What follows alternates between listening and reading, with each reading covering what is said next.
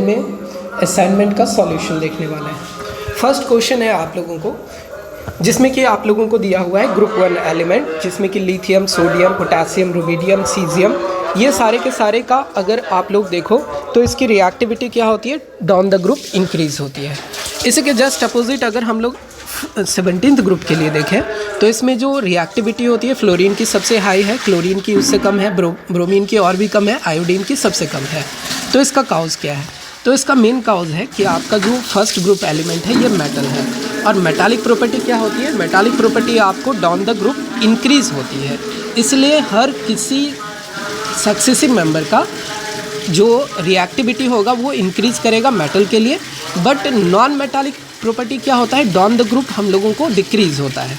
उस कंडीशन के कारण हम लोगों को क्या होता है कि fluorine is a most electronegative, और उसकी इलेक्ट्रोनेगेटिव के कारण नॉन मेटालिक प्रॉपर्टी है, और नॉन मेटालिक प्रॉपर्टी क्या होगा, डाउन द ग्रुप डिक्रीज करेगा। इलेक्ट्रोनेगेटिविटी डिक्रीज करेगा तो मेटालिक प्रॉपर्टी भी डिक्रीज करेगा। तो इसी के कारण क्या होता है, fluorine is a most reactive but iodine is a least reactive.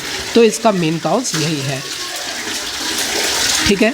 तो इसको अगर हम लोग एक्सप्लेन कर सकते हैं तो इसको हम लोग काउज लगा सकते हैं मेटल की इंक्रीजिंग ऑर्डर का, प्रॉपर्टी के इंक्रीजिंग ऑर्डर का, कि इसकी आयनाइजेशन पोटेंशियल क्या होती है, डाउन द ग्रुप डिक्रीज होती है, और नॉन मेटल में इलेक्ट्रोनेगेटिविटी डाउन द ग्रुप क्या होता है, डाउन द ग्रुप डिक्रीज होता है। तो अगर इलेक्ट्रोनेगेटिविटी डिक्रीज करेगा तो नॉन मेटालिक प्रॉपर्टी क्या होगा, डिक्रीज करेगा। लेकिन आयनाइजेशन पोटेंशियल अगर डिक्रीज करेगा तो उसके मेटालिक प्रॉपर्टी क्या होंगे, इंक्रीज करेंगे। तो इसका ये कारण हो सकता है। नेक्स्ट है, इसके बाद सेकेंड क्वेश्चन को देखते हैं। इसमें क्या कह रहा है कि what is general electronic configuration of SPDNF block element. तो एस ब्लॉक की जनरल इलेक्ट्रॉनिक कॉन्फ़िगरेशन होती है NS1 और NS2। ये ऑटोमोस सेल का इलेक्ट्रॉनिक कॉन्फ़िगरेशन है। एन की वैल्यू क्या हो सकती है, एन की वैल्यू कुछ भी हो सकती है, 1 से स्टार्ट करके 1 2 3 4 5, लेकिन एस में एक ही ऑर्बिटल हो। एस के ऑर्बिटल में हम लोगों को क्या होने वाला है, एस में हम लोगों को एक ही इलेक्ट्रॉन प्रेजेंट होने वाला है। फिर उसके बाद NS में या तो 1 या तो 2 होगा। P ब्लॉक एलिमेंट के लिए अगर हम लोग बात करें तो इसकी जनरल इलेक्ट्रॉनिक कॉन्फ़िगरेशन क्या है, वो NS2 तो रहेगा कंप्लीट, लेकिन NP1 से लेके NP6 के वैल्यू में कोई वैल्यू इसका चेंज करेगा। मतलब कि NS1 हो सकता है, NS2 हो सकता है, NS3 हो सकता है। तो इस तरह से इसके वैल्यू चेंज करते रहेंगे। फिर उसके बाद डी ब्लॉक एलिमेंट के लिए अगर हम लोग बात करें तो डी ब्लॉक की जनरल इलेक्ट्रॉनिक कॉन्फ़िगरेशन है N-1 D1 to 10 और NS2।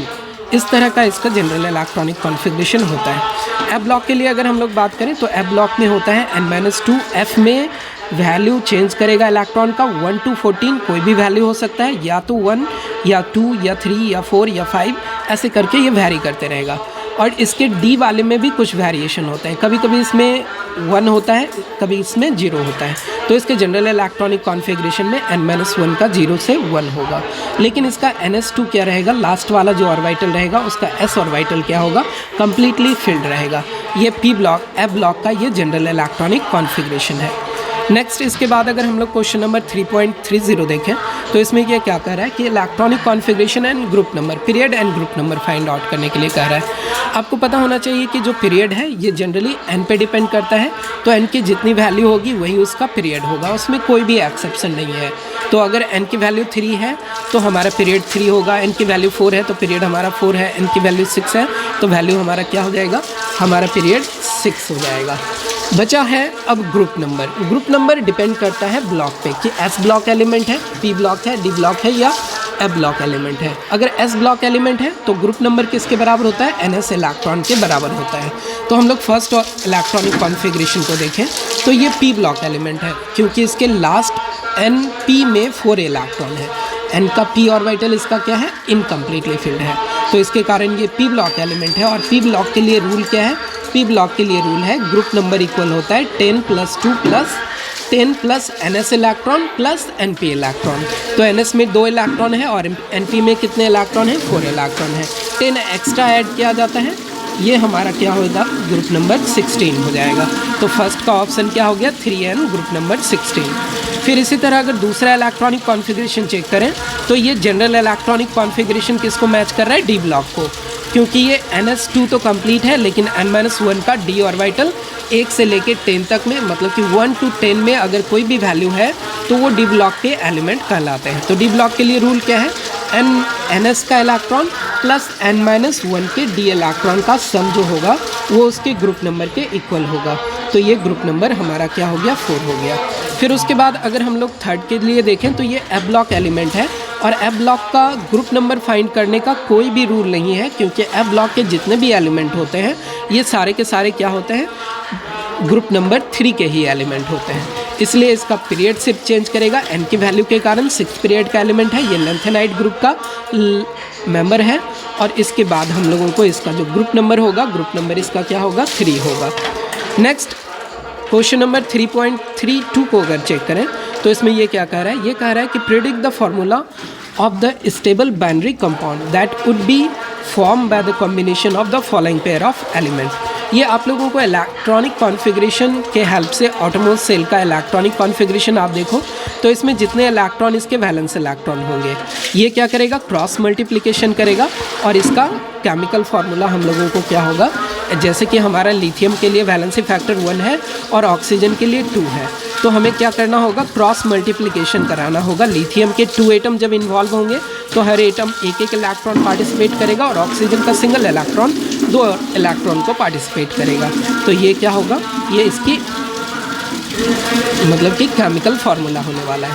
इसी तरह से हमें पता है मैग्नीशियम का 2 होता है वैलेंसी फैक्टर, नाइट्रोजन का 3 होता है, तो ये क्रॉस मल्टीप्लिकेशन करेंगे तो क्या हो जाएगा, Mg3N2। तो ये इसका फार्मूला हो गया। एल्युमिनियम के लिए आपको पता है कि 3 है इसका, और आयोडीन का 1 होता है। 7 इसके इलेक्ट्रॉन होते हैं, लेकिन इसकी वैलेंसी फैक्टर कितनी होती है, 1 होती है।